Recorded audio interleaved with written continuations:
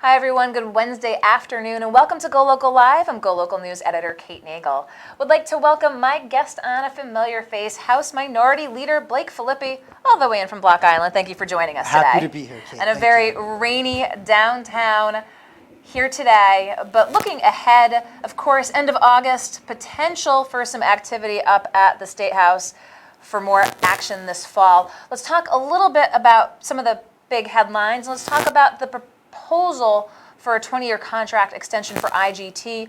Of course, Twin River has now waded into the debate talking about should it go to bid or not. What's the discussion amongst the House Minority Caucus?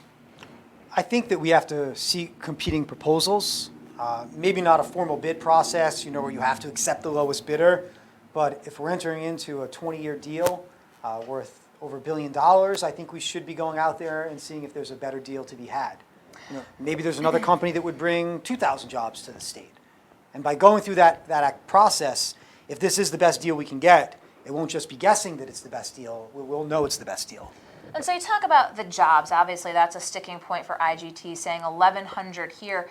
Now, they have said that of that 1,100, less than 100 are actually dealing with the operations here in Rhode Island. The rest are auxiliary for the company that has worldwide operations. So would it take a unique company then to come in? Because it wouldn't be 2,000 jobs for Rhode Island pertaining. It would have to be, again, something probably outside the scope of business here. How important is that jobs number when you're going to be looking, if, again, at the contract extension or potential for a bid?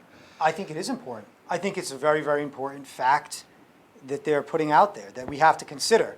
But we also have to look at the premium that we're paying for IGT's services and realize that the premium that we're paying is a subsidy for those jobs. And so I think we have to see, how much can we save by going with someone else, and is the delta between what we're going to pay IGT and what we'll pay this other company, does that delta justify us paying more for the jobs IGT will keep here? Now, do you expect any action to be taken this fall? Now, of course, this contract doesn't expire right away. Of course, if it goes into next session, we're talking about an election year.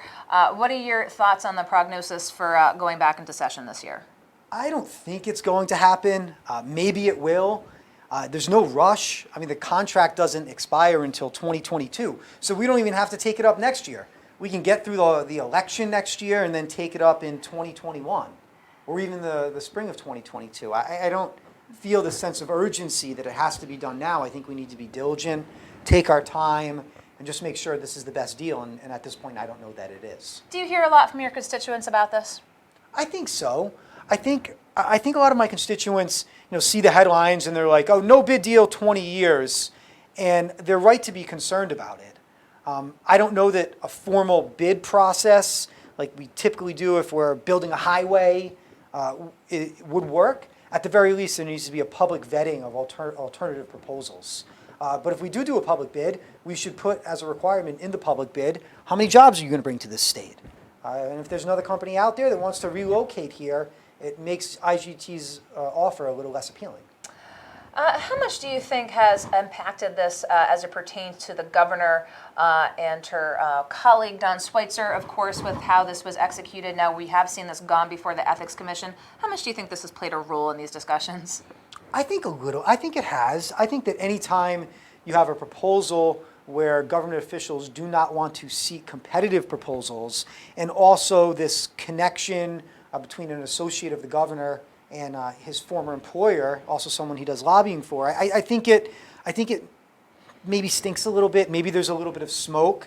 I don't know what happened. I'm not saying that there was lobbying between the two, but the appearance of impropriety sometimes is as bad as an impropriety itself.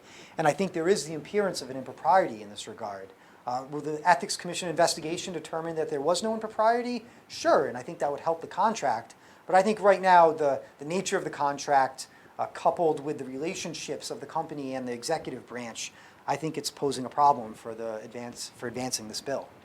So on the flip side, let's talk a little bit about Twin River and what we've seen in recent weeks. Of course, we've known about the competition coming down the pipeline from Massachusetts. Now it's not looming, it is a reality. And of course, we've seen Encore ramp up and start up in Boston as well.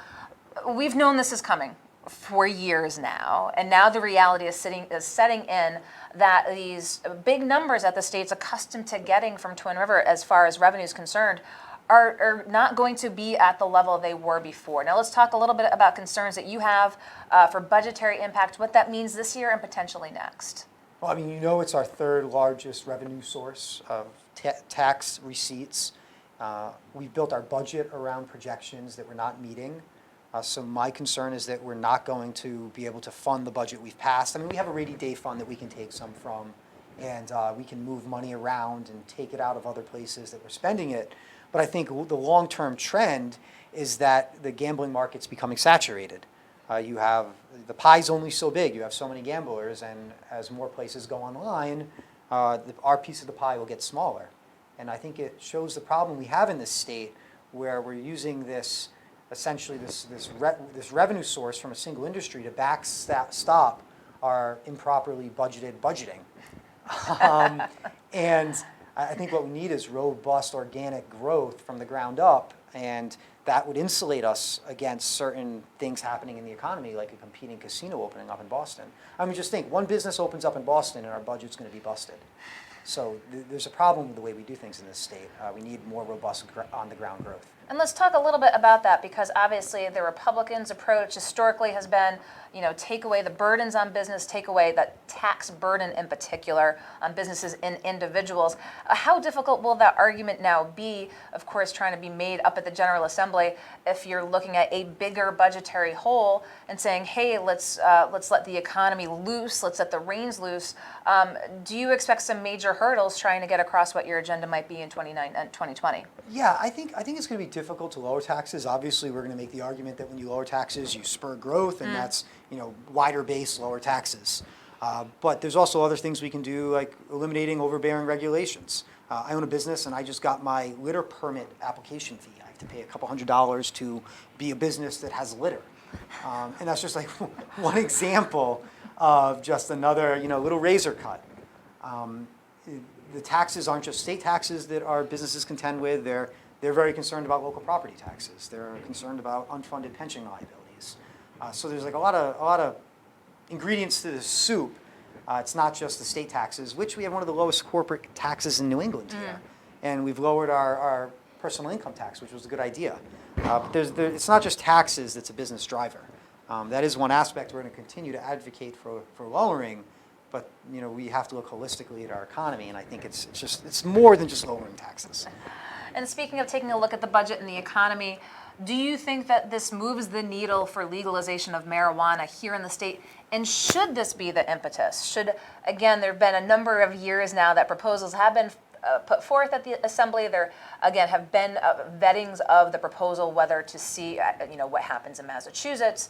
It's been a slow and steady, deliberate process. It seems to be, as again, now that we're in 2019.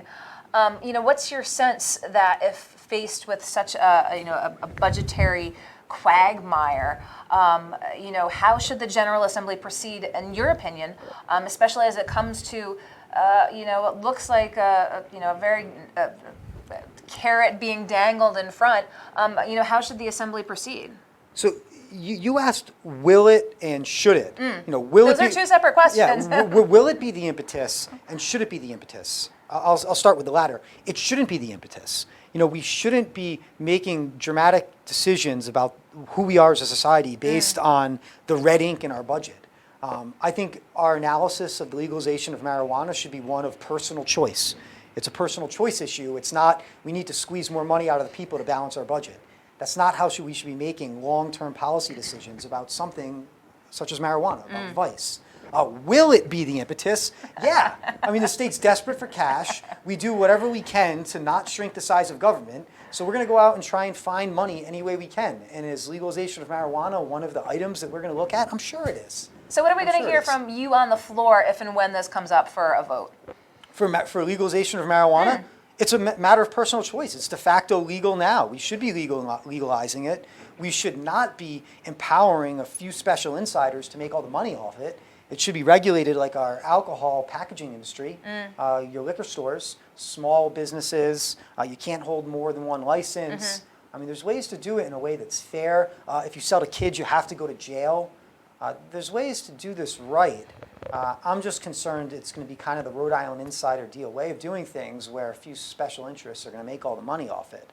But it's de facto legal now, and we have to face that reality. Let's talk about another item that's been before the Assembly and actually the summer as well, the continued House oversight over DCYF. Obviously looking at new leadership coming in soon as we have a director who is departing. Again, let's go back a little bit into, this has been an issue that's been high on your agenda and what we've seen in terms of action. So, we published an op-ed recently, Mike Chippendale and myself, and we talked about caring for our vulnerable children being a core function of government. And if you cannot efficiently operate your core functions of government, you have little business doing much else. Right now, DCYF is understaffed. It's an understaffed agency in crisis. We have caseloads for our social caseworkers that are way outside the national average. Each caseworker has approximately 19 to 20 cases, multiple children per case, and the national average is about 14 children per caseworker. So this agency is underfunded. I think we should be taking money from non-core government functions and making sure that this core government function is adequately funded, because ultimately, if government can't take care of our most vulnerable children, we shouldn't be spending money on other nice-to-haves. Now, you talk about non-core government functions. Anything in particular that you'd say would be first that you'd go to? $22 million pedestrian bridge, $20 million movie tax credit, $25 million to the Fane Tower. I mean, there's a lot more, but those are the three that just jump to mind. I mean, we shouldn't be doing any of those things when our child welfare agency is underfunded. They have something like 300 less positions than they did 20 years ago. We put in a proposal to add 25 more, the bare minimum that the child advocate said we needed. And that proposal was shot down. We were going to take $2.9 million from the movie tax credit, which has gone from 15 to 20 million this year. We said, let's just raise it to 17.1 million and hire these people to take care of our kids. And that budget amendment was defeated. And now DCYF just announced they are going to hire those 25 people, but they don't have the money because they shot down our budget amendment. Does House oversight need more teeth? I think House oversight needs to put people under oath. It needs to put people under oath. That is House oversight's teeth, is the pains and penalties of perjury. And if someone doesn't want to come before us because we're putting them under oath, the House has subpoena power. We can subpoena people to come to House oversight, and we can force them to take an oath, and they can either testify truthfully or be in contempt, or they can not be truthful and suffer the pains and penalties and pains of perjury. Do you think this has any potential? I don't know. I mean, it's something we've talked about for a long time. I mean, I don't want to take anything away from the work of House oversight. I think the chair, Patricia Serpa, does a great job. We have an excellent team. It's very nonpartisan. I work with my Democratic friends on that committee for days before the committee hearings, going through the information. And it plays an extremely valuable role in exposing faults in government. And sometimes that sunshine is a powerful tool. I don't think that without House oversight, we would be hiring more people in DCYF. Maybe Director Percola would still be there and wouldn't have left if it wasn't for House oversight. If it wasn't for House oversight, the disaster of UHIP wouldn't have been laid bare for everyone to see.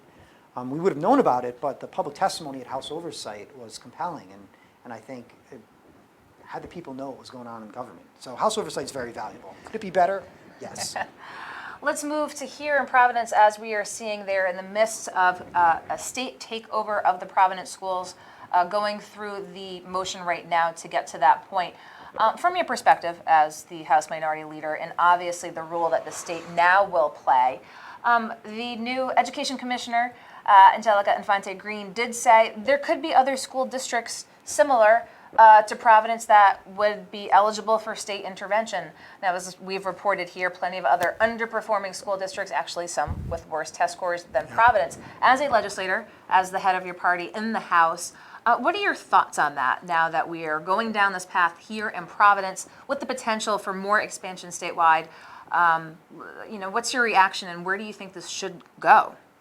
I'm kind of taking a wait-and-see approach. I know the state takeover of the Central Falls school system hasn't produced the results we want.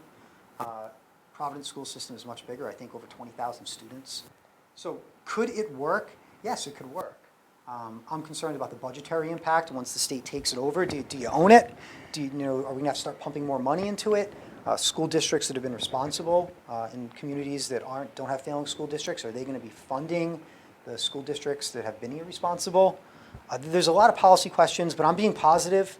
I think the new Commissioner of Education is a smart go-getter, but I just think we have to think long-term about the negative consequences of this. We're taking away local sovereignty, which I think in this case is perfectly acceptable because Providence has failed its children. But you got to look at the money, and you got to look at, is there going to be mission creep? How much more is the state going to take over? Could this be more easily solved by allowing school choice for everyone in the bottom 20%? The bottom 20% of schools, you can take your money elsewhere. I mean, there's a lot of ways to look at this, but I'm being positive and I'm being hopeful. What do you say to those folks, of course, when they were responding to school choice, saying that somehow by giving that money to families to decide where to send their children is somehow detrimental to public education as a whole? You hear that all the time. What's your response to that? So what if the proposal was just limited? You can only take your money to another public school, not to a private school. You can take your money to another town. Another town has extra space. You take your money to that town. I mean, competition in every other facet of our lives produces better results and lower prices. The public school system is valuable. I don't think anyone wants to destroy it or undermine it. But right now they're talking about a 10-year process to fix the Providence school systems, the Providence school system. I mean, what do you say to those kids? Like, you're the guinea pig, right? You're in second grade. By the time you're senior, we're going to fix it. I mean, we've lost that child at that time. And I think we need to understand that educating those children has to be the number one priority above all else. And if other people suffer because of it, if administrators suffer because of it, if teachers suffer because of it, it's justified, because if we're helping to advance the children, I think it's a necessary consequence. Well, I appreciate your coming here to talk about some of the big ticket issues that are facing the Assembly and the state. Now, as you head back down to Block Island and the summer is wrapping up, how was summer on Block Island? Let's talk about the economy, how the tourist season was in 2019. I mean, it's weather driven, and we probably had the nicest summer on record. I think it rained one day in July between like 3 a.m. and 6 a.m., but it was busy and people were spending money, and there was a lot of out-of-staters there. So I'm really interested to see what the food and beverage and hotel tax revenues are that come into the state after this month. But it was the busiest I've seen it. Well, as we said, we're going to see you off from Providence, back down south, back to Block Island. But House Minority Leader Blake Filippi, appreciate your taking the time to come into the studio. Appreciate your watching here on Wednesday afternoon. We'll be back, of course, with more Go Local Live. Be sure to check out GoLocalProv.com. There is a flood watch in effect for most of Rhode Island through tomorrow morning. Check and see if that impacts your town on the site. And, of course, find us throughout the evening and on Facebook as well. And we'll catch you back tomorrow. I'm Go Local News Editor Kate Nagel.